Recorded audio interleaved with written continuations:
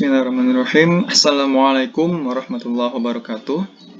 Baiklah, sebelum kita memulai kerja kelompok pemaparan setiap anggota pada hari ini, yaitu kerja kelompok pemaparan mata kuliah Hukum Tata Negara Indonesia, yang dimana dosen pengampuhnya adalah Pak Laurel dan juga Ibu Rani.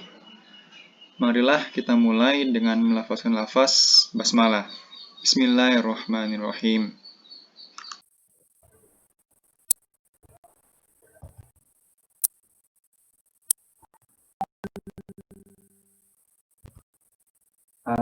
Terima kasih Pak Ki. Kita di sini akan mulai dengan perkenalan ya. Perkenalkan, nama saya Peru Setara dari kelas B Kampus Indralaya. Pada saat ini bahasan kita yaitu yang pertama tentang Trisakti dan yang kedua yaitu keruntuhan rezim Soeharto. Buku yang saya baca adalah temuan yang pertama itu temuan tim gabungan pencari fakta yang berjumlah 127 halaman. Buku yang kedua yaitu detik-detik yang menentukan jalan panjang Indonesia menuju demokrasi by Bahrudin Yusuf Habibie yang berjumlah 574 halaman. Dan yang ketiga 1000 tahun Nusantara dengan jumlah halaman 127. Peristiwa 13-15 Mei 1998 tidak dapat dilepaskan dari konteks keadaan dan dinamika sosial politik masyarakat Indonesia pada periode waktu itu, serta dampak ikutannya. Peristiwa sebelumnya, seperti pemilu 1997, penculikan sejumlah aktivis, krisis ekonomi, sidang umum MPR RI 1998, unjuk rasa atau demonstrasi mahasiswa yang terus-menerus, serta tewas tertembaknya mahasiswa Universitas Trisakti. Nah, semua itu berkaitan erat peristiwa 13-15 Mei 1998. Kejadian tersebut merupakan rangkaian tindakan kekerasan yang menuju pada pecahnya peristiwa tanggal 13-15 Mei. Bahwa salah satu dampak utama peristiwa kerusuhan tersebut adalah terjadinya pergantian kepemimpinan nasional pada tanggal 12 Mei 1998.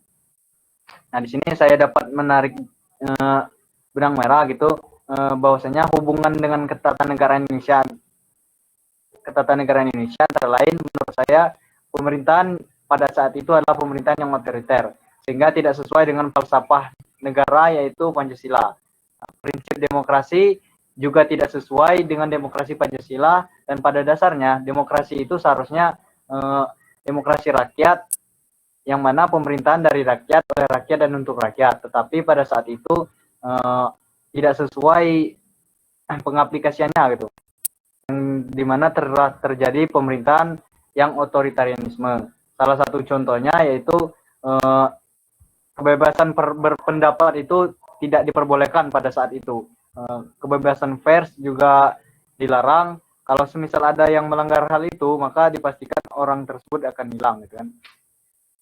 Yang kedua yaitu keruntuhan rezim Soeharto. Terdapat fakta dari catatan seorang yang sangat berpengaruh pada masa kepemimpinan Orde Baru, yaitu Bapak Bahrudin Yusuf Habibie. Dalam bukunya yang telah selesai saya baca, bahwasanya pengunduran diri Pak Harto disebabkan dari banyak desakan dari berbagai pihak yang telah tidak sejalan dengan beliau, antara lain dari DPR-MPR yang telah terang-terangan menyatakan tidak ingin bergabung dengan Kabinet Pembangunan, serta desakan dari ABRI berupa pernyataan sikap, dan desakan dari berbagai elemen masyarakat, mahasiswa, buruh, dan lain-lainnya. Akibat terjadinya krisis moneter nasional, serta kerusuhan yang tak kunjung henti-hentinya pada 12 Mei 1998. Nah, dari rangkaian semuanya itu merupakan rangkaian daripada proses penyebab runtuhnya rezim Soeharto pada saat itu. Nah, hubungan dengan ketatanegaraan Indonesia, kembali lagi saya jelaskan bahwasanya pada masa itu pemerintahan yang dipimpin Soeharto itu telah tidak sesuai lagi dengan falsafah bangsa Indonesia dan tidak sesuai dengan undang-undang. Mungkin cukup, terima kasih.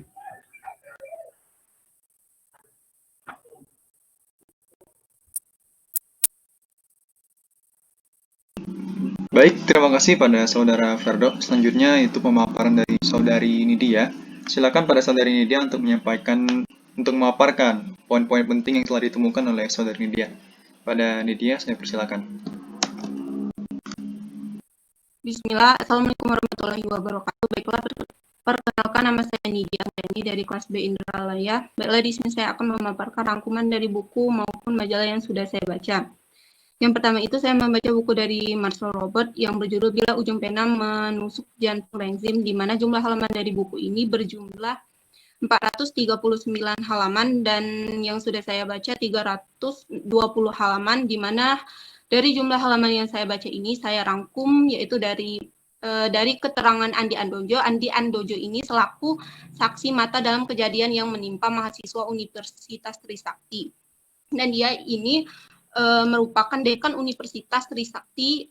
Ia mengatakan bahwa ada 6 mahasiswa tewas tertembak dalam unjuk rasa keprihatinan dan bentrok fisik antara aparat keamanan dan dengan mahasiswa. 6 mahasiswa Universitas Trisakti Jakarta itu tewas terkena peluru tajam yang ditembakkan aparat keamanan. Kejadian tersebut bertepatan pada hari Selasa 12 Mei 1998. Untuk kronologi, semula mahasiswa membujuk aparat agar mereka diizinkan untuk pergi ke gedung DPR atau MPR. Kemudian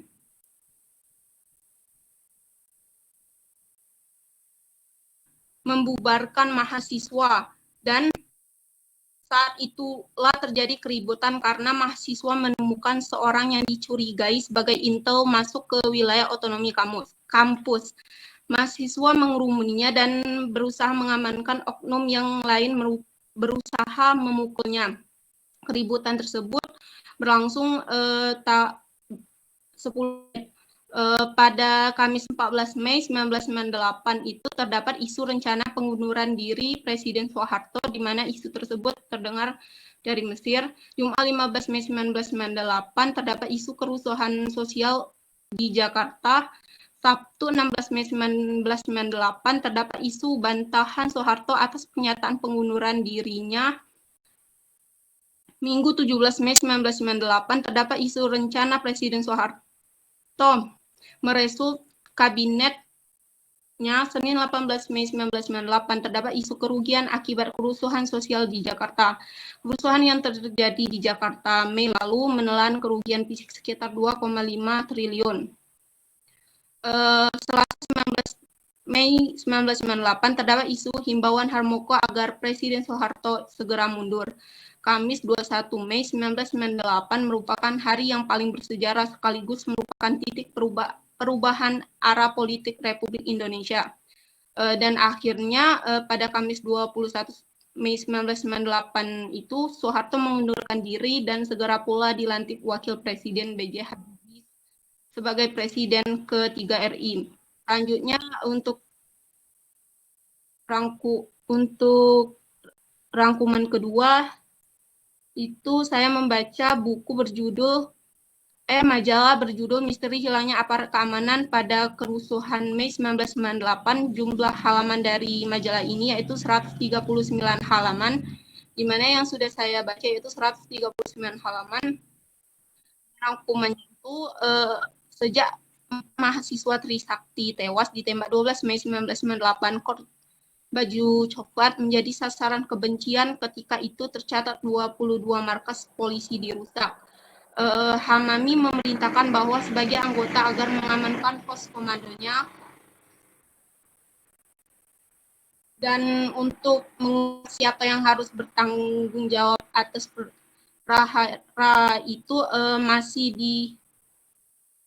diselidiki oleh Hamami. Untuk sumber bacaan selanjutnya yaitu majalah yang berjudul Fakta Baru Kerusuhan Mei 1998, di mana berjumlah 29 halaman.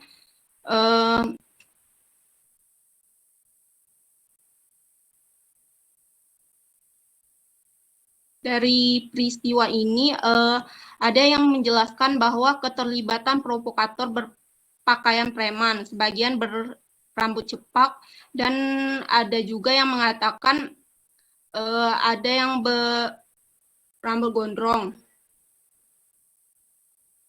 Selanjutnya, saya membaca buku berjudul Di Balik Reformasi 1998, di mana penulisnya yaitu Laksmana Soekardi. Buku ini berjumlah 490 halaman, dan yang sudah saya baca yaitu 17 halaman, di mana di sini detik-detik mundurnya Presiden Soeharto itu diawali oleh adanya tekanan dari orang-orang terdekatnya sendiri, termasuk Harmoko, Ketua DPR yang sudah pernah menjadi Ketua Umum Golkar, serta para Menteri Kabinet Pembangunan ke-7, dan faktor lain dari kemunduran Soeharto adalah adanya kerusuhan 14 Mei 1998 yang hingga saat ini belum jelas siapa otak penggerak di belakangnya. Itu saja, terima kasih. Baiklah, pemaparan selanjutnya yaitu kepada Saudari Aini Nur Aziza. Dipersilakan untuk memaparkan hasil temuannya selama setengah semester ini. Pada Aini, saya persilahkan. Baiklah, terima kasih pada saudara Fakih. Perkenalkan, nama saya Aini Nur Aziza dari kelas B HTNI Kampus Indralaya. Di sini sedikit saya terangkan bahwa saya telah membaca dari berbagai sumber, dan yang menarik bagi saya dari referensi-referensi saya ada 2 buku dan 1 jurnal dan juga 1 buku. Dalam 1 jurnal ini dia membahas mengenai mengenai kronologi terjadinya tragedi Trisakti tersebut. Nah, di dalam buku ini secara singkat saya jelaskan bahwa yang menarik di sini adalah di dalam versi jurnal ini dia menjelaskan tentang kronologi Trisakti ini, bahwa awalnya itu adalah dibatalkannya aktivitas mimbar bebas dan aksi damai yang menurut rencana menghadirkan Jenderal Besar Nasution. Namun dikarenakan Jenderal Nasution tidak datang, lalu digantikan acara tersebut dengan dosen, mahasiswa, dan juga guru-guru besar. Kemudian di dalam jurnal ini dia menjelaskan bahwa setelah acara tersebut berlangsung, lalu mahasiswa itu datang ke gedung DPR atau MPR, lalu di Senayan, lalu mereka itu bertemu dengan aparat keamanan, dan inilah bermula kerusuhan tersebut terjadi. Namun belum ada di sini terjadi penembakan seperti itu. Jadi masih terjadi kerusuhan. Dan juga, nah pada saat itu adanya dekan dan juga rektor dari Universitas Trisakti tersebut, dan mereka itu mencoba berkomunikasi dengan aparat keamanan. Mereka mencoba masuk seperti itu, mencoba masuk ke dalam gedung DPR tersebut. Namun di sini aparat keamanan itu tidak mendengarkan mereka seperti itu. Nah, kemudian terjadi cekcok lagi, dan juga akhirnya dari cekcok ini rektor dan juga dekan Fakultas Hukum mereka itu meminta mahasiswa untuk mundur dan juga balik ke kampus seperti itu. Dan di dalam versi ini juga Kapolres dan Dandim mereka juga meminta mahasiswa untuk mundur dan juga menyelesaikan aksi ini dengan aksi damai. Nah, pada saat itu mahasiswa setuju bahwa mereka kembali ke kampus mereka, kampus Trisakti seperti itu. Lalu kemudian tiba-tiba ada sekelompok pasukan keamanan, mereka itu pakai motor seperti itu kan. Lalu menembakkan gas air mata kepada seluruh mahasiswa itu, padahal pada waktu itu sudah ada aksi damai dan juga mahasiswa itu sudah mau balik ke kampus seperti itu. Dan di sini banyak mahasiswa yang diinjak-injak. Nah, dan juga pada saat itu terjadilah penembakan pada 4 mahasiswa Universitas Trisakti. Nah, dan juga di sini di dalam versi ini yang menariknya, pasukan melakukan sweeping di sekitar kampus, di antaranya Komplek Wali Kota, Jakarta Barat, Universitas Tarumanegara, dan selokan di sekitar kampus itu, pasukan baru dengan kualifikasi penembakan jitu didatangkan dengan helikopter di atas gedung C yang belum berfungsi, seperti itu katanya kan.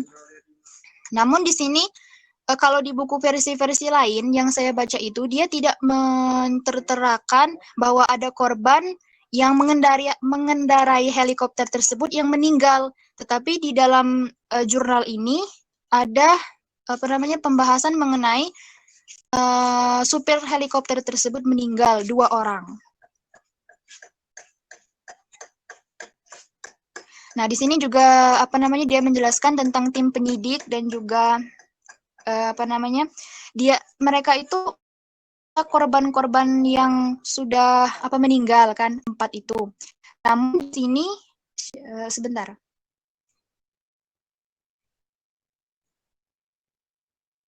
Nah, namun di sini ada pernyataan yang diterangkan oleh majalah Gatra yang menerbitkannya itu majalah Gatra. Namun yang berpendapat itu adalah Dr. Munim Idris mengenai luka di tubuh keempat korban yang tewas. Tanggapan Polri melalui Brigjen Dr. Salim Said menyampaikan analisis bahwa faktor pemicu terjadinya penembakan 4 mahasiswa itu yaitu karena mereka tersebut sudah kelelahan seperti itu. Nah, kelelahan karena menghadapi massa seperti itu alasannya. Nah, lalu rektor-rektor dan juga dekan Fakultas Ekonomi dan juga Fakultas Teknik mengatakan bahwa mereka siap untuk menempuh jalur hukum karena kematian para mahasiswanya ini. Demikian temuan yang menarik bagi saya di dalam jurnal ilmu komunikasi yang disusun oleh Joseph J. Darmawan dan Raimundus Rikang RW. Nah, dan yang kedua, dikarenakan saya membahas mengenai keruntuhan Soeharto, yaitu subtema kita, di sini saya sedikit mengambil inti dan juga hal-hal penting mengenai yang dibahas oleh versi buku ini, seperti itu. Seperti kita ketahui pada fase tahun 1997 itu kan fase Soeharto sendiri kalau di dalam buku ini mengatakan bahwa fase ini fase politik seperti itu. Nah, yang ditandai dengan penyelenggaraan pemilu yang panas, transisi politik yang penuh intrik, integrasi masyarakat global, krisis moneter, demokrasi mahasiswa, dan kekerasan. Bisa ditarik kesimpulan bahwa pada masa Orde Baru atau pada masa keruntuhan Soeharto ini, pada awalnya itu Soeharto itu memimpin dengan otoriter seperti itu. Nah, pernah saya lihat di acara berita di YouTube maupun di acara-acara di web seperti itu, ada pemusik, tidak bisa saya sebutkan, ada pemusik yang menyampaikan aspirasinya dengan cara menyanyikan lagu seperti itu. Tetapi di sini ia malah mendapat hujatan dan juga cekaman dari pemerintahan seperti itu. Jadi bisa dikatakan bahwa itulah contoh dari otoriter, salah satu contoh otoriter dari Soeharto ini. Dan kemudian ada juga hal yang menarik yang saya ambil dari buku ini, yaitu mengenai tentang pidato Soeharto. Sebentar.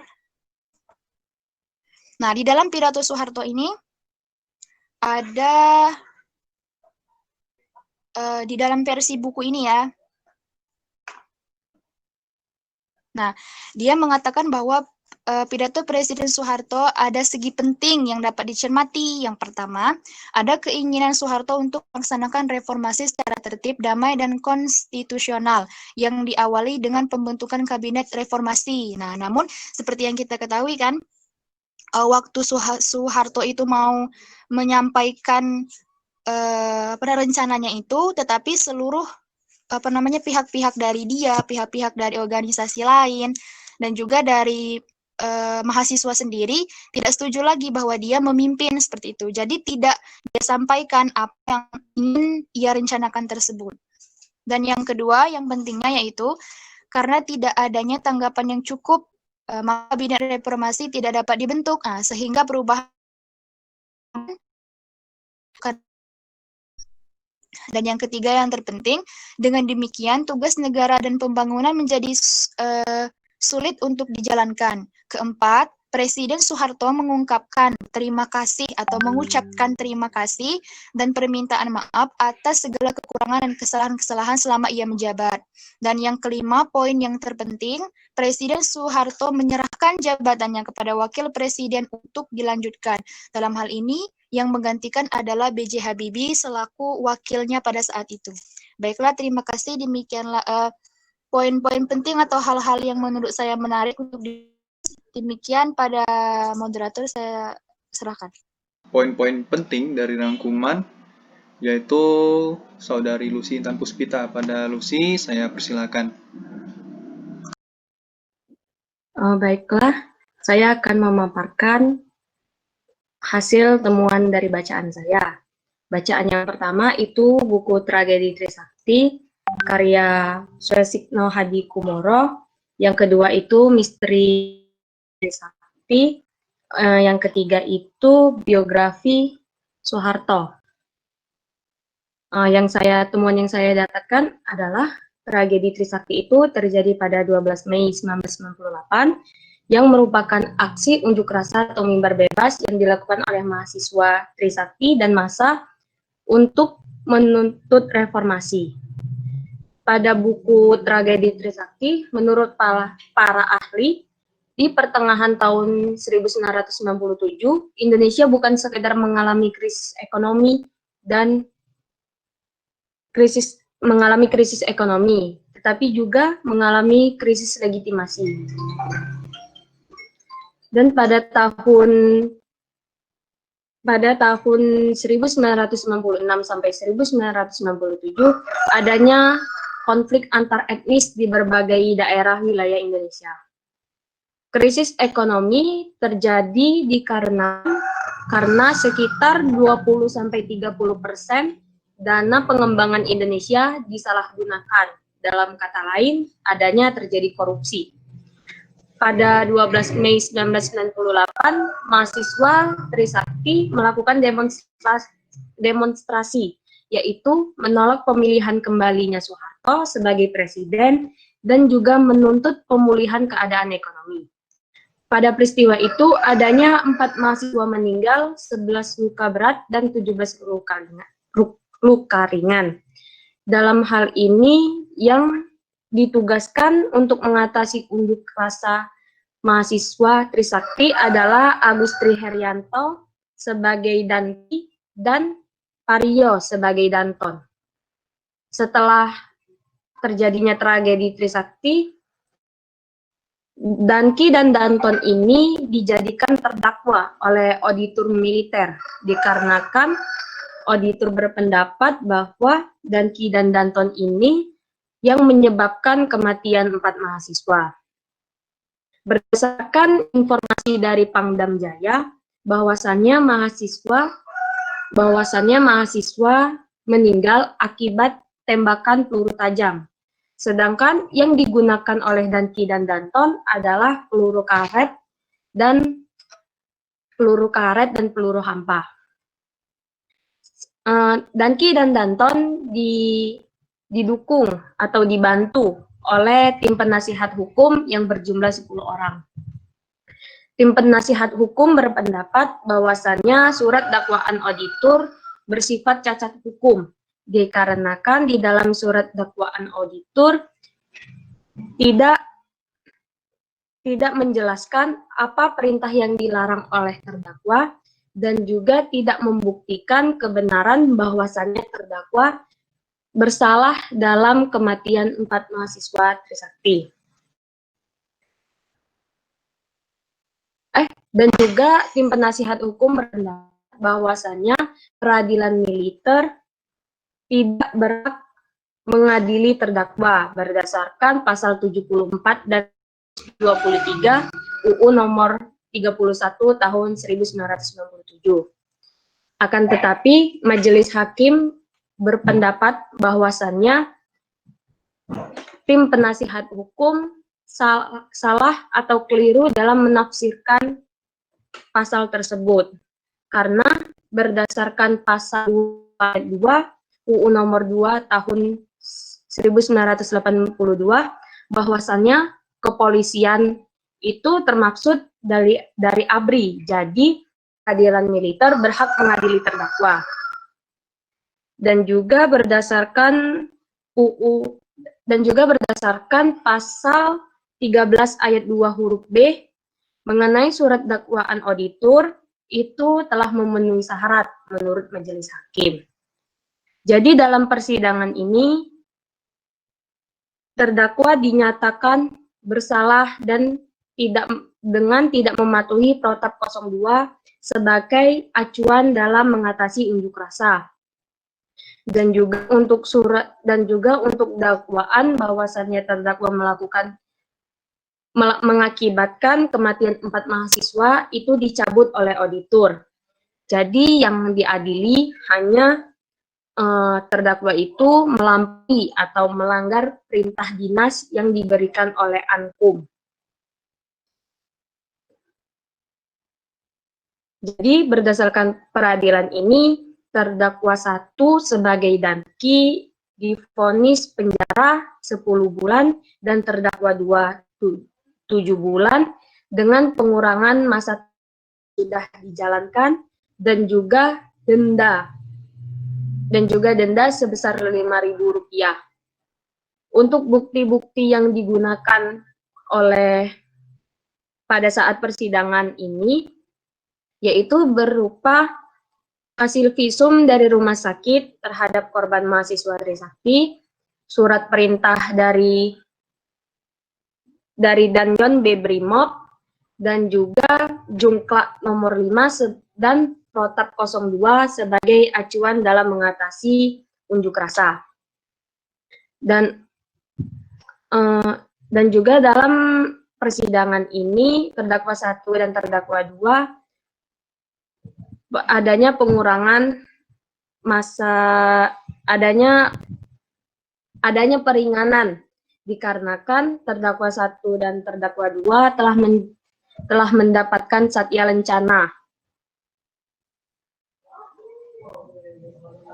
Dan setelah itu ketika sebelum Soeharto turun, banyak sekali proses yang dilakukan masyarakat dan mahasiswa untuk mendesak agar DPR atau MPR untuk melakukan sidang. Sehingga sidang tersebut pun terlaksanakan dan membuahkan hasil, yaitu tuntutan para mahasiswa dan masyarakat agar Soeharto turun terlaksana. Sidang tersebut pun terlaksana dan membuahkan hasil, yaitu tuntutan para siswa dan masyarakat agar Soeharto turun terlaksana.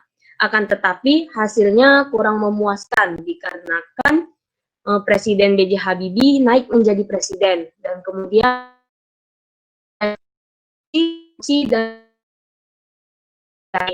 bertekad dan menyatakan perjuangan ini belum selesai. Itulah hal-hal yang saya dapatkan dari bacaan. Saya akhiri. Wassalamualaikum.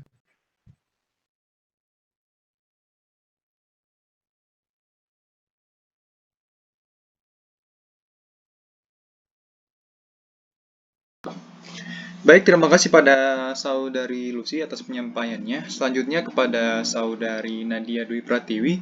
Saya silakan untuk menyampaikan poin-poin pentingnya. Dan tolong untuk on cam ya, agar nanti Pak Laurel tahu itu siapa dan siapa. Assalamualaikum warahmatullahi wabarakatuh.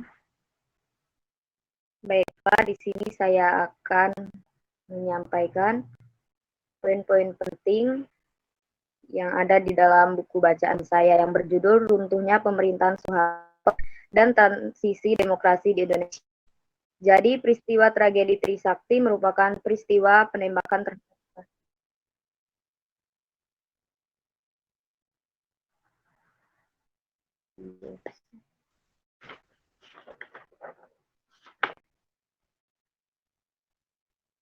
enggak?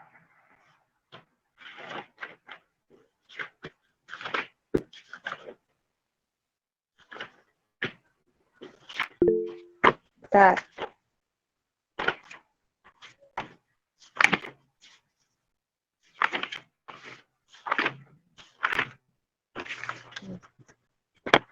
Jadi, dari awal ya. Peristiwa tragedi Trisakti merupakan peristiwa demonstrasi pada tanggal 298. Peristiwa ini bermula lantaran krisis ekonomi yang menghantam Indonesia pada tahun 1998. Kegoyahan ekonomi ini merupakan bagian dari akibat krisis finansial di kawasan Asia. Lantas, rakyat pun mulai hilang kepercayaan terhadap Presiden Soeharto yang sudah berkuasa selama 32 tahun. Karena Presiden Soeharto sudah dianggap tidak mampu lagi mengatasi krisis berkepanjangan ini. Masyarakat pun menuntut Soeharto agar turun dari tumpuan. Namun Soeharto tetap pada pendiriannya untuk melakukan reformasi usai tahun 2003.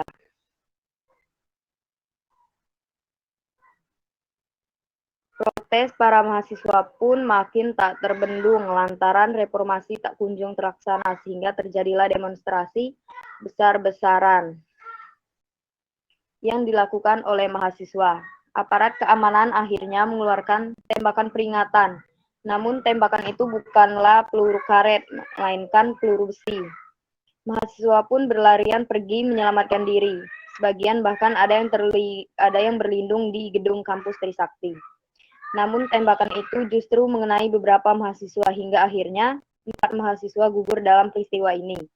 Serta-merta gerakan mahasiswa ini mengingatkan kita pada gerakan serupa di tanah air tahun 1966, 1974, dan 1978.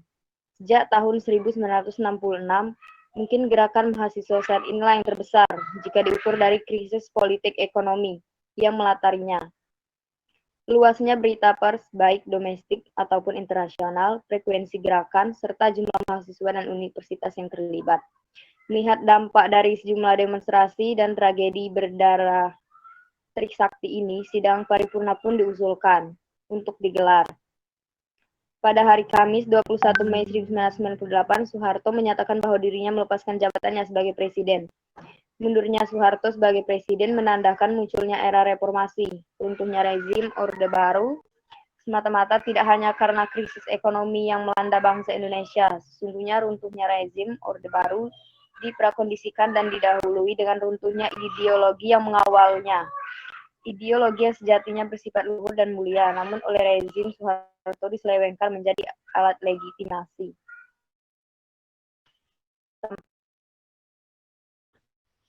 Terima kasih.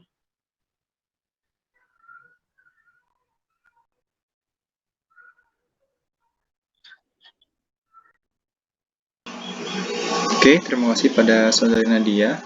Selanjutnya yaitu pemaparan dari saya sendiri. Baiklah, sebelum saya mulai, bismillahirrahmanirrahim. Assalamualaikum warahmatullahi wabarakatuh. Sebelum saya mulai, perkenalkan nama saya Muhammad Fakih Prayuda. Saya mahasiswa hukum angkatan 19 dari Indralaya.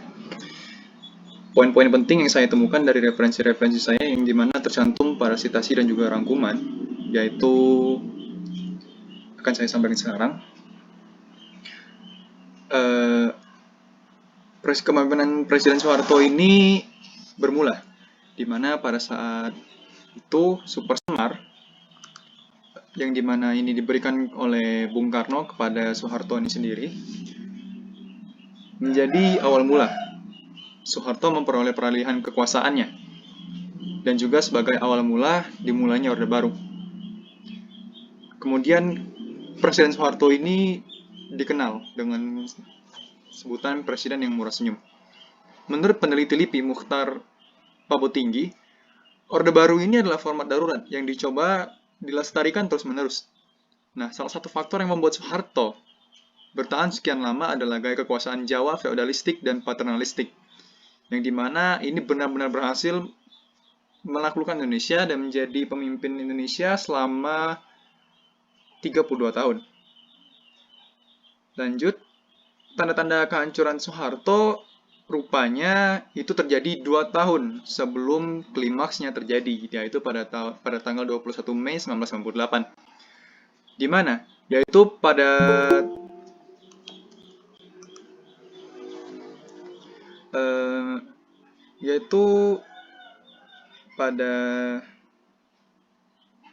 sebentar.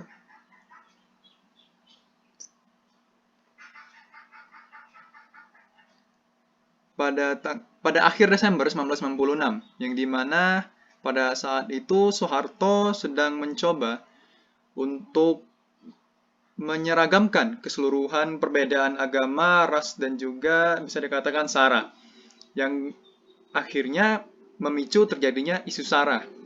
Nah, sebagai contohnya, isu SARA yang terjadi yaitu pada tanggal 12 sampai pada tanggal 15 Mei 1998, di mana terjadi kerusuhan yang dimana pada saat itu menolak krisis moneter dan lain halnya, rupanya menyebabkan suatu isu lain, yaitu isu SARA kepada kaum etnis Tionghoa, yang mengakibatkan banyak sekali nyawa yang direnggut walaupun etnis tersebut tidak memiliki kesalahan atau segala macamnya. Dijelaskan pada salah satu referensi saya, kerusuhan ini terjadi pada Mei 1998 berlangsung pada tanggal 13 sampai tanggal 15. Dan konflik ini adalah konflik SARA anti keturunan Tionghoa, menyebabkan 1.217 orang meninggal dunia, 80 orang diperkosa, dan 70.000 orang etnis Tionghoa menjadi pengungsi. Dan kerugian ini bahkan mencapai 2,5 triliun. Selanjutnya, pada kepemimpinan Soeharto, rupanya pada sejak awal tahun 1997, pada majalah yang saya baca, mereka menggolongkan ada 3 komponen khusus yang membuat kepemimpinan Soeharto ini bisa runtuh. Komponen pertama yaitu politik atau bangunan politik, kedua bangunan ekonomi, dan ketiga bangunan sosial. Tadi sudah saya jelaskan kenapa bangunan sosial Soeharto bisa sampai runtuh dan mengakibatkan Soeharto ini sendiri juga mengalami keruntuhan pemerintahan, yaitu pada konflik SARA. Pada saat Soeharto mencoba untuk menyeragamkan keseluruhan etnis dan agama, yang mengakibatkan itu terjadinya seluruh isu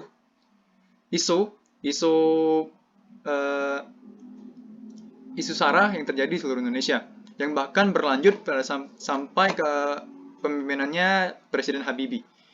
Nah, pada bangunan pertama itu tadi sudah saya jelas.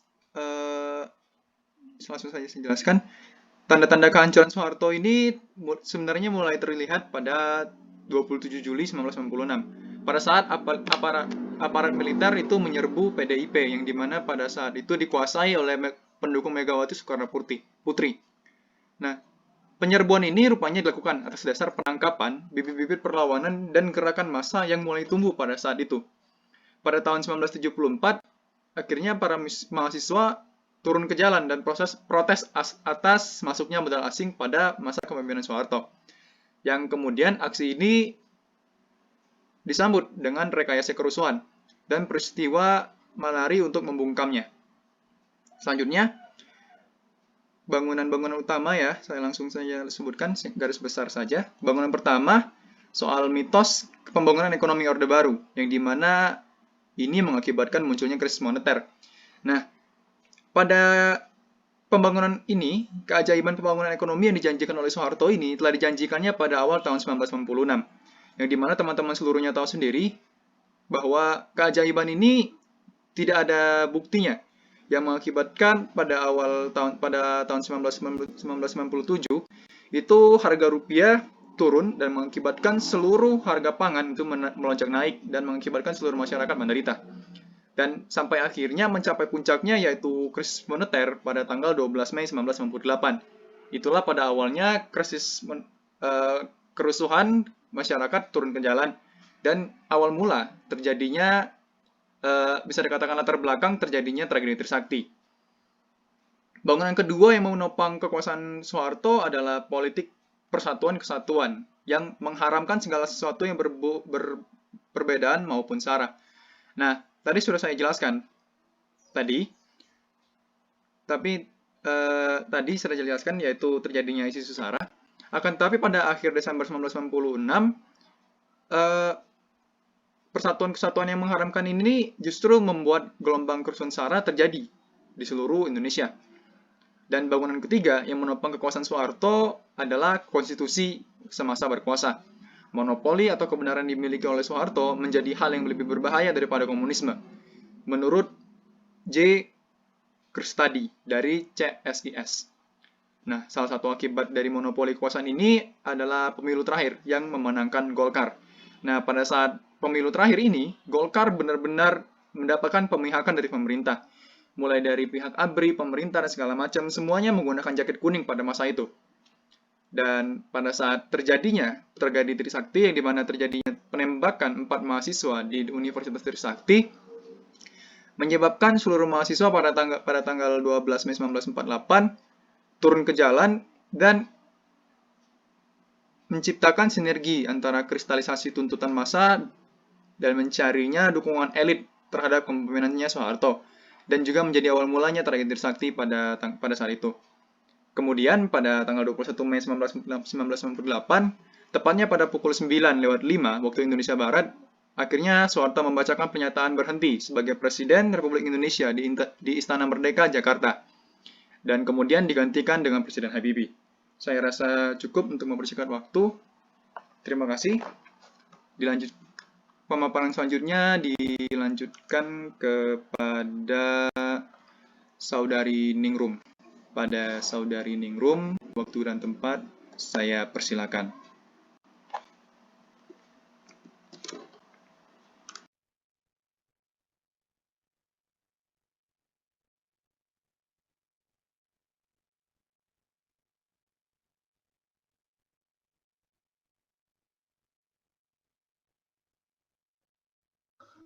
Halo, halo.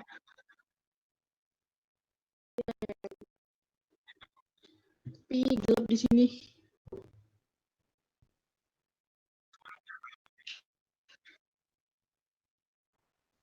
Ya, ada gelap tapi sudah. Aku mulai ya.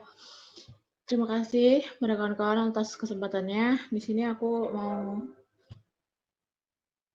menyampaikan hasil dari rangkumanku itu dari buku referensi si Lucy pas pertama, yaitu dalam buku Krisis Masa Kini dan Orde Baru. Itu aku rangkum dari halaman 64 sampai 75.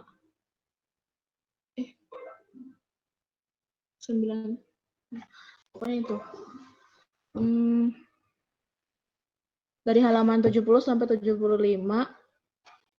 itu dijelasin tentang di tengah keresahan yang terjadi pada tanggal 9 Mei, Presiden Soeharto berangkat ke Kairo untuk menghadiri konferensi tingkat tinggi yang merupakan forum kerjasama antar negara-negara berkembang yang meninggalkan tanah air dalam keadaan genting dengan semua tuntutan yang terjadi menjadikan ketidakpercayaan rakyat pada masa kepemimpinan yang tidak akan berlangsung lama. Demonstrasi mahasiswa di Universitas Trisakti merupakan rangkaian aksi mahasiswa yang menuntut reformasi sejak awal 1998. Aksi mahasiswa yang semakin terbuka dan berani sejak Soeharto diangkat sebagai presiden untuk ke-7 kalinya dalam sidang umum MPR pada tanggal 10 Maret 1998. Kemudian krisis ekonomi Indonesia mulai goyah pada awal tahun 1998 yang dipengaruhi oleh krisis finansial Asia. Mahasiswa pun melakukan aksi demonstrasi besar-besaran di gedung MPR, termasuk mahasiswa Universitas Trisakti. Kemudian dalam situasi yang makin genting dengan berbagai macam tuntutan dari mahasiswa, sivitas akademika dan alumni dan aktivis lainnya yang terus menggemakan agar segera melakukan reformasi. Krisis moneter yang bermula sejak Juli 1997 yang menjadi krisis ekonomi di akhir tahun itu, semakin melemahnya nilai tukar rupiah terhadap mata uang dolar membuat semua harga melonjak tinggi dan berdampak bagi masyarakat kecil sangat menjadi keresahan dan krisis saat itu. Di tengah keadaan yang memprihatinkan terus berlangsung, tetapi tidak ada respon dari kalangan menengah atas atau kepemerintahan yang memperlihatkan ketidaksimpatian terhadap rakyat kecil yang menderita. Kemudian terjadi aksi-aksi mahasiswa sudah terjadi sejak awal tahun 1998. Pada bulan Januari, mahasiswa UI mengeluarkan permintaan mundur secara damai kepada pemerintah Orde Baru, dan kemudian menyusun pernyataan sikap dari Ikatan Alumni UI yang mengatasnamakan Sivitas Akademika UI. Lalu pada tanggal 1 Maret di gedung MPR Senayan digelar sidang umum untuk mempertanggungjawabkan Presiden Soeharto atas ketidakmaksimalan dalam mengatasi krisis ekonomi yang semakin membelit saat itu. Kemudian aksi dari berbagai kota dan melibatkan mahasiswa dari berbagai perguruan tinggi pada awal bulan Mei menggelar demo di Jakarta, Bandung, dan kota-kota lainnya yang menimbulkan bentrok antar aparat. Dan pada tanggal 12 Mei di Universitas Trisakti dilaksanakan aksi damai yang melibatkan sekitar 6.000 mahasiswa, dosen, dan alumni, serta karyawan lainnya dari Universitas Trisakti. Mungkin sekian dari saya.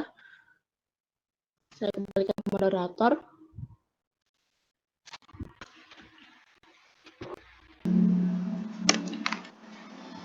Baik, terima kasih pada Saudari Dewi Kurnaningrum atas penyampaian poin-poin pentingnya. Baiklah, penjelasan selanjutnya akan dijelaskan kepada Saudara Robit Hasanadani. Kepada Saudara Robit, saya persilakan. Baiklah, mungkin saya langsung saja untuk menjelaskan temuan penting saya pada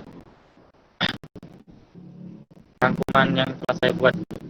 Nah, jadi yang pertama itu yang saya dapatkan banyaknya korban yang berjatuhan gitu, yang banyak luka parah, dan ada 17 orang luka biasa, dan lebih mengejutkan lagi pada aksi demonstrasi yang dilakukan mahasiswa pada 12 Mei, Universitas Trisakti tewas akibat tembakan peluru tajam. Dan tembakan itu diduga telah direncanakan dan dilakukan para penembak profesional.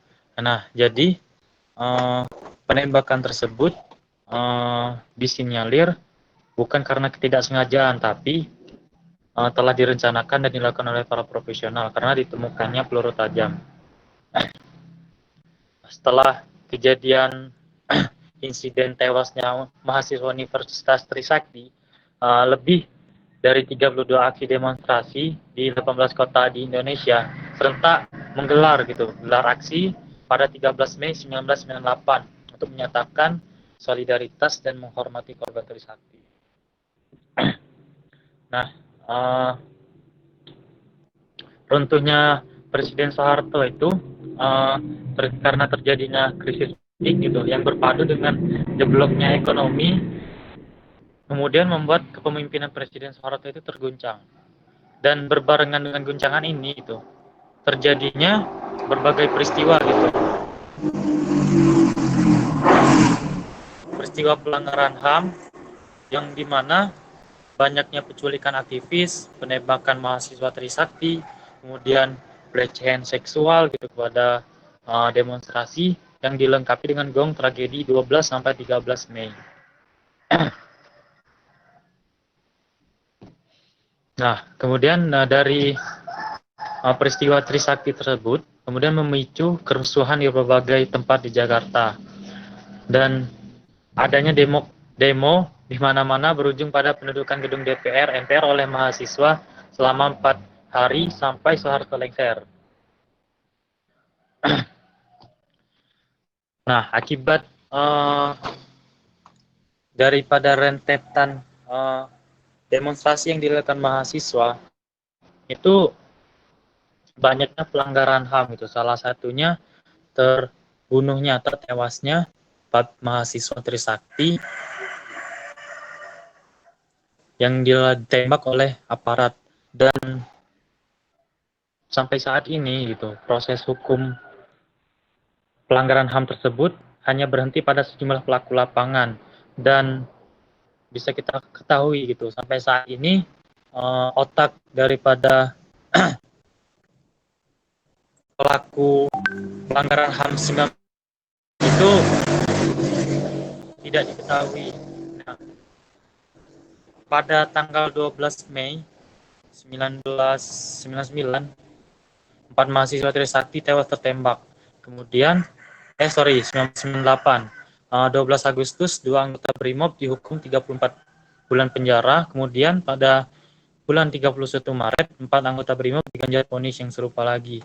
Nah, kemudian kita lanjut ke, jika berbicara soal kerusuhan Mei 98, nama Prabowo Subianto yang saat itu merupakan Panglima Kostrad seringkali dikaitkan sebagai aktor di balik huru-hara tersebut. Meski dalam sebuah surat mantan Presiden Republik Indonesia pada saat itu yang sudah dipegang oleh Baharudin Yusuf Habibie yang bocor menyebut bukti yang memperkuat dugaan keterlibatan Prabowo itu tidak cukup. Nah, Letnan Jenderal TNI Prabowo diberhentikan dari jabatannya sebagai Panglima Kostrad sekaligus anggota TNI Angkatan Darat. Nah, namun ketika beberapa lembaga masyarakat, yaitu lembaga hukum dan segala macamnya, mempertanyakan surat pemberhentian itu untuk memperkuat dugaan aktor di balik huru-hara kerusuhan 98, diketahui bahwa surat itu sampai hilang, dan sampai saat ini di kepemimpinan Jokowi sekarang proses penegakan hukum pada pelanggaran HAM tahun 1998 itu belum terselesaikan itu. Mungkin itu saja yang dapat saya sampaikan. Sekian, terima kasih. Baiklah, penjelasan selanjutnya yaitu akan dijelaskan oleh Saudari Ulan Suci. Kepada Saudari Ulan, saya persilakan. Baiklah, Assalamualaikum warahmatullahi wabarakatuh. Di sini saya akan membacakan hasil temuan saya dari referensi yang telah saya baca. Watak otoriter kekuasaan rezim Soeharto ternyata melebihi otoritarismenya Soekarno. Soeharto sangat kuat dalam posisinya, dan pemerintahannya adalah mesin yang menopang kekuasaannya. Selama Orde Baru, birokrasi sangat berkuasa dan mendominasi pemerintahan.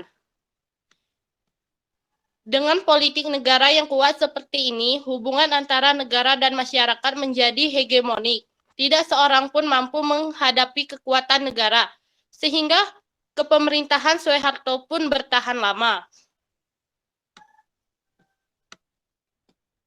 Memperoleh kekuasaan merupakan suatu dalam kehidupan politik. Di samping itu, mempertahankan kekuasaan yang sudah dipunyai itu merupakan pusat kegiatan lanjutan yang tidak kurang penting dan meminta kesungguhan dari kegiatan yang pertama. Sikap yang ditunjukkan pemerintah ABRI maupun kalangan DPR atau MPR yang kurang merespon tuntunan mahasiswa malah memunculkan gejala yang berlawanan. Pemerintah, ABRI, dan DPR atau MPR seolah bersikap anti-reformasi. Hal ini terlihat pada saat sidang umum MPR Maret 1998. Tidak semua fraksi MPR mau menerima reformasi yang selama ini dituntut oleh para mahasiswa sebagaimana diungkapkan oleh fraksi ABRI. Gejala yang menampakkan kekukuhan sikap pemerintah ini terlihat ketika Presiden Soeharto mengumumkan kabinetnya. Semakin tampak jelas bahwa sikap pemerintah tidak sejalan dengan aspirasi mahasiswa maupun masyarakat kritis. Dalam membentuk kabinet pembangunan, Soeharto cenderung memilih orang-orang yang pasti mendukung kemapanannya. Memasuki bulan Mei, Soeharto menyatakan bahwa hendaknya reformasi tetap harus konstruktif dan tidak terjebak dalam pemikiran dan sikap yang berakibat mengganggu stabilitas. Pernyataan ini menimbulkan reaksi di masyarakat, terutama di kalangan mahasiswa.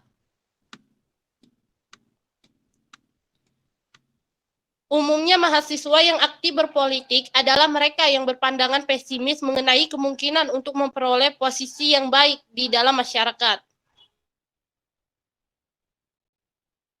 tentunya memiliki pengetahuan yang cukup mengenai kenegaraan, pemerintahan, dan seluk-beluk peraturannya.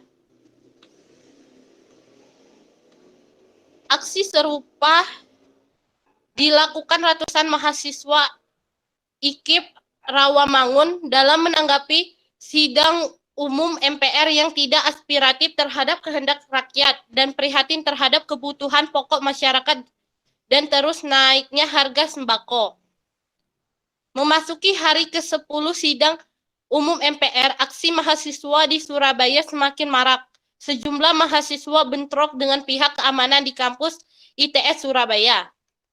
Gerakan mahasiswa semakin menjadi-jadi. Bentrokan antara mahasiswa dan aparat keamanan semakin memprihatinkan. Dengan 25 orang mahasiswa UNS Solo menjadi korban tindak kekerasan aparat.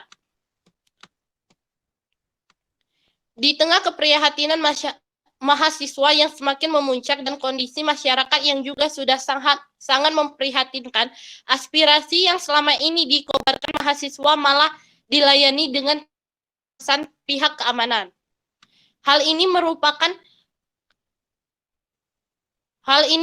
kabar buruk bagi mahasiswa yang kemudian disambut dengan reaksi keras, terutama reaksi Amin Rais yang menyatakan kepada Mendikbud Wiranto yang menyatakan dilarang berpolitik tersebut. Yaitu bahwa apabila mahasiswa berdemo di kampus menuntut perbaikan ekonomi, menuntut reformasi, sama sekali bukan politik oraktis, tetapi merupakan politik tinggi, yaitu politik dalam tataran etika dan moral yang tidak bisa dikatakan politik praktis. Aksi mahasiswa juga dipacu oleh krisis moneter yang hingga sekarang belum ada tanda-tanda membaik. Akhirnya aksi keprihatinan pun terjadi kembali. Mahasiswa Surabaya bergabung di UNAIR yang kemudian terluka. Memasuki bulan Mei 1998, Soeharto menyatakan sudah tidak mampu lagi mendengar aspirasi rakyat. Dan Soeharto tetap tidak dapat berpaling dari ketetapannya yang menyatakan akan reformasi setelah 2003. Melihat reaksi yang tidak sedap ini, Soeharto segera memanggil pembantunya, Menpen Alwi Dahlan dan Mandagri R. Hartono untuk meralat ucapannya. Namun mahasiswa sudah tidak percaya lagi dengan Soeharto. Akhirnya, berbagai aksi keprihatinan ataupun demonstrasi para mahasiswa terjadi di mana-mana.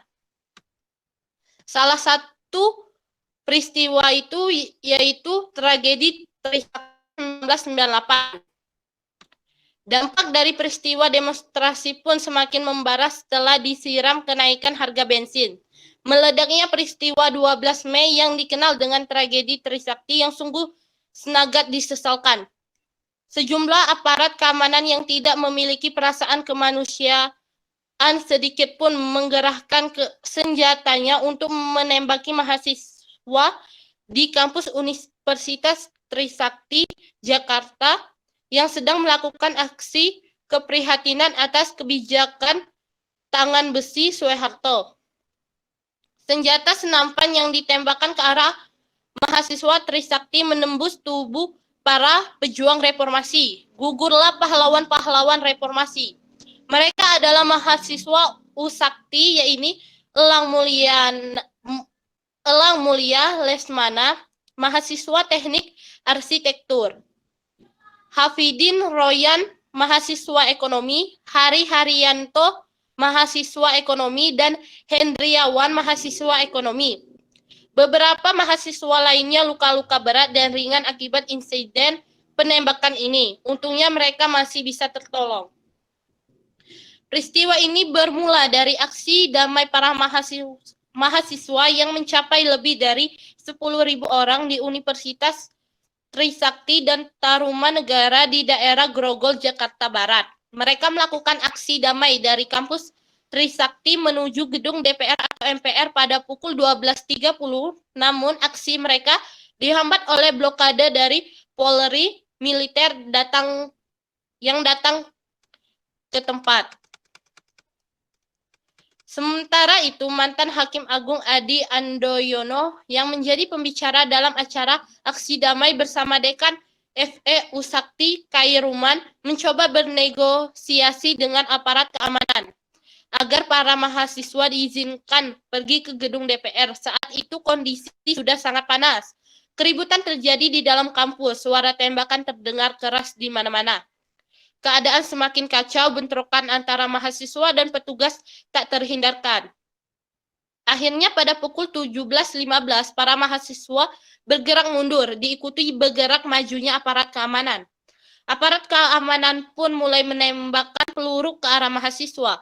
Para mahasiswa panik dan bercerai-berai. Sebagian besar berlindung di Universitas Trisakti, namun aparat keamanan terus melakukan penembakan. Korban pun berjatuhan dan dilarikan ke Rumah Sakit Sumberawas. Keesokan harinya pun para mahasiswa berkabung atas kejadian yang menimpa para teman-temannya. Pada siang hari, ribuan massa yang berkumpul di luar kampus Trisakti yang sedang berbela sungkawa meneriakkan yel-yel dan memaki aparat keamanan. Akibat peristiwa kerusuhan massa 13-14 Mei di Jakarta ini, nilai kerugian yang diderita berdasarkan penjelasan pemerintah diperkirakan sekitar 2,5 triliun. Baiklah, sekian penjelasan dari saya. Terima kasih.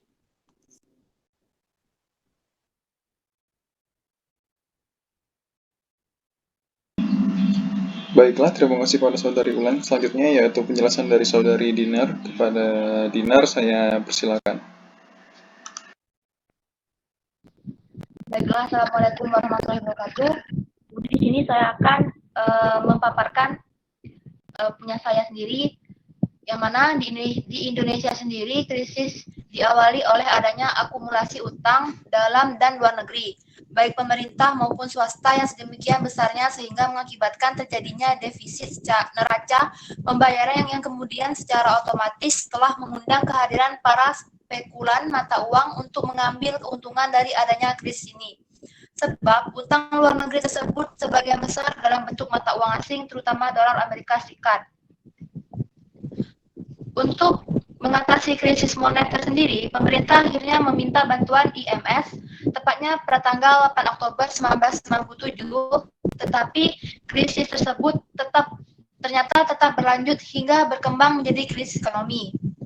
Secara historis, peran IMF sendiri dan kebijakan makro perekonomian Indonesia sebenarnya sudah ada jauh sebelum krisis moneter di Indonesia terjadi. Cukup banyak bukti keterlibatan IMF dalam arsitektur kebijakan makro perekonomian Indonesia, terlebih-lebih setelah resmi menjadi anggotanya pada tanggal 27 Februari 1967 silam. Adapun kebijakan strategis yang dilakukan IMF di masa Orde Baru tersebut, yang pertama memberikan pinjaman sebesar 174 juta dolar Amerika Serikat untuk membail out krisis di Indonesia akibat transisi kekuasaan. Selanjutnya yang terakhir restrukturisasi utang luar negeri Indonesia yang jatuh tempo tahun 1966 sebesar 534 juta dolar Amerika Serikat atau setara dengan 69% pendapatan ekspor Indonesia saat itu. Pertanggal 18 sampai 27 Mei 1999 ribuan mahasiswa dari berbagai perguruan tinggi bergerak menduduki gedung MPR atau DPR RI guna menuntut mundur Presiden Soeharto. Akhirnya Soeharto menyerah dan menyatakan pengunduran dirinya sebagai presiden dan digantikan oleh B.J. Habibie. Menurut Leo Suryadinata 1996, sejak awal berkuasanya Soeharto sedikitnya ada dua kategori kekuatan politik yang utama, yakni militer Departemen Hankam Mabes Abri dan Lemhanas, dan sipil Departemen Luar Negeri Bapenas dan Seknek. Adanya penerapan dui fungsi ABRI itu sendiri praktis telah membuka peluang besar bagi kelompok militer untuk menguasai berbagai aktivitas ekonomi dan sosial politik yang penting di bidang non-militer. Struktur politik Orde Baru dengan model authoritarian sangat bertentangan dengan paham demokrasi. Karena rezim kekuasaan dan proses politik hanya memusat pada satu orang atau sekelompok orang sebagai hasil dari kolaborasi antara kelompok militer, patrimonial, dan teknokrat ekonomi. amat sangat dibutuhkan untuk melakukan kontrol dan repressi terhadap masyarakat sehingga tidak ada celah sedikit pun bagi masyarakat untuk melakukan kontrol terhadap kekuasaan politik. Adapun corak dasar dari rezim otoriter birokratik Orde Baru adalah yang pertama, rezim menindas hak-hak dan kebebasan,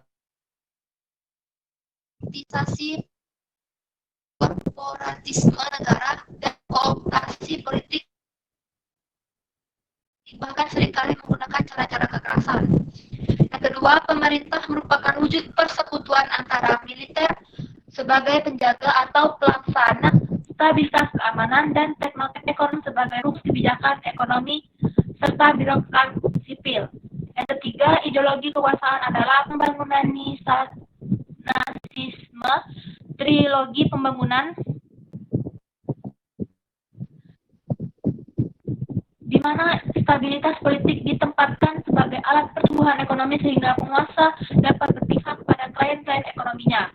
Yang keempat, pembangunan dinikmati oleh jaringan-jaringan kekuasaan dan aliansi politiknya.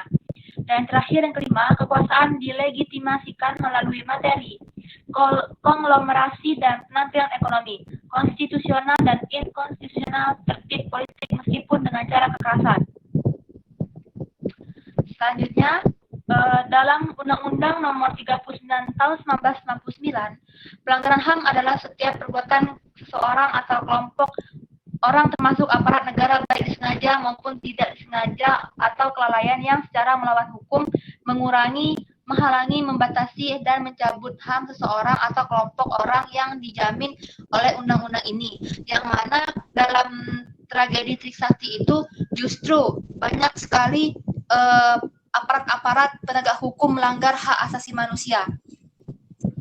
Yang mana pelanggaran HAM yang dilakukan itu tuh dikelompokkan menjadi dua macam, yaitu pelanggaran HAM berat dan pelanggaran HAM ringan, kejahatan genosida dan kejahatan kemanusiaan termasuk dalam pelanggaran HAM yang berat.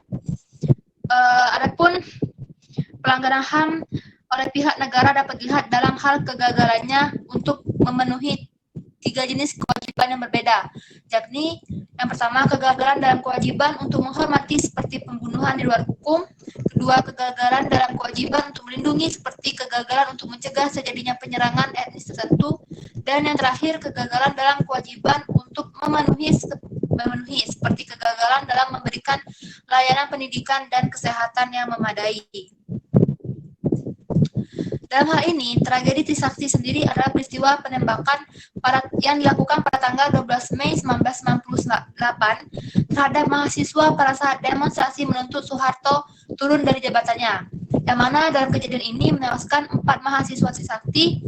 Yang pertama dari korbannya itu sendiri ada Elang Mulia Lesmana 1978 sampai 1998, Heri Hertanto 1977 sampai 1998, Hafidin Royan 1976 sampai 1998, dan Hendriawan Si 1975 sampai 1988. Yang mana keempat mahasiswa tersebut tertembak di dalam kampus, terkena peluru tajam di tempat-tempat vital seperti kepala, tenggorokan, dan bagian dadanya. Ekonomi Indonesia sendiri pada tahun 1998 mulai goyah, yang mana terpengaruh oleh krisis finansial Asia sepanjang tahun 1997 sampai 1999, yang mana bisa disimpulkan terjadi selama 2 tahun. Mahasiswa pun melakukan aksi demonstrasi besar-besaran ke gedung DPR atau MPR, termasuk mahasiswa dari Universitas Trisakti itu sendiri. Mereka melakukan aksi damai dari kampus Trisakti menuju gedung Nusantara pada pukul 12.30, namun aksi mereka dihambat oleh blokade dari Polri dan militer datang. Kemudian beberapa mahasiswa mencoba bernegosiasi dengan pihak Polri. Pada pukul 5.15 sore hari, mahasiswa pun bergerak mundur diikuti bergerak majunya aparat keamanan. Aparat keamanan pun mulai menembakkan peluru ke arah mahasiswa. Para mahasiswa panik dan bercerai-berai. Sebagian besar berlindung di Trisakti itu sendiri, namun aparat keamanan terus melakukan penembakan. Korban pun berjatuhan dan dilarikan ke RS Sumber Waras. Satuan pengaman yang berada di lokasi pada saat itu adalah Brigadir Mobil Kepolisian RI, Batalion Kavaleri 9, Batalion Infanteri 203, Artileri Batalion Infanteri 202, pasukan anti huru-hara Kodam, serta pasukan bermotor. Mereka dilengkapi dengan tameng, gas air mata, steer, dan SS-1. Pada pukul 8 dipastikan 4 orang mahasiswa tewas ditembak dan 1 orang dalam keadaan kritis. Mereka pihak aparat keamanan membantah telah menggunakan peluru tajam. Hasil otopsi menunjukkan kematian disebabkan peluru tajam. Hasil sementara diprediksi peluru tajam tersebut hasil pantulan dari tanah peluru tajam untuk tembakan peringatan. Mahasiswa kemudian membubarkan diri secara perlahan-lahan dan tertib ke kampus. Saat itu hujan turun dengan deras, mahasiswa bergerak mundur secara perlahan, demikian pula aparat. Namun tiba-tiba seorang oknum yang bernama Mas Bud yang mengaku sebagai alumni sebenarnya tidak tamat berteriak dengan mengeluarkan kata-kata kasar dan kotor ke arah massa. Hal ini memancing massa untuk bergerak karena oknum tersebut dikira salah anggota aparat yang menyamar. Bentar ya.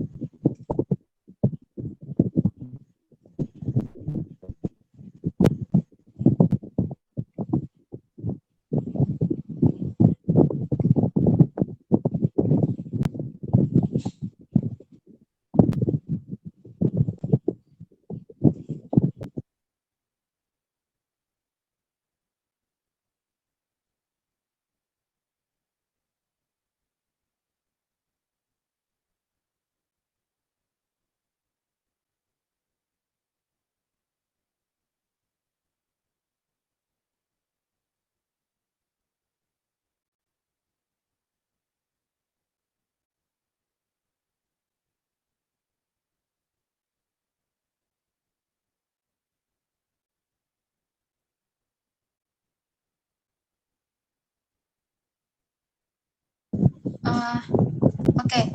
Menurut saya pemaparan saya sudah cukup karena menurut saya itu sudah termasuk semuanya. Baiklah kembali kepada moderator.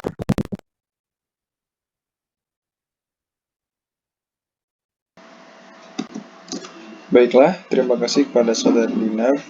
Dengan berakhirnya yang disampaikan oleh Saudara Dinar tadi, berakhir pula kerja kelompok kita, diskusi kita pada hari ini. Baiklah, sebelum kita tutup, alangkah baiknya kita menutup dengan melafazkan lafaz hamdalah. Alhamdulillahirrahmanirrahim. Saya mohon pakai prayuda, apabila ada salah kata saya mohon maaf. Kepada Allah saya mohon ampun. Terima kasih. Wassalamualaikum warahmatullahi wabarakatuh. Assalamualaikum warahmatullahi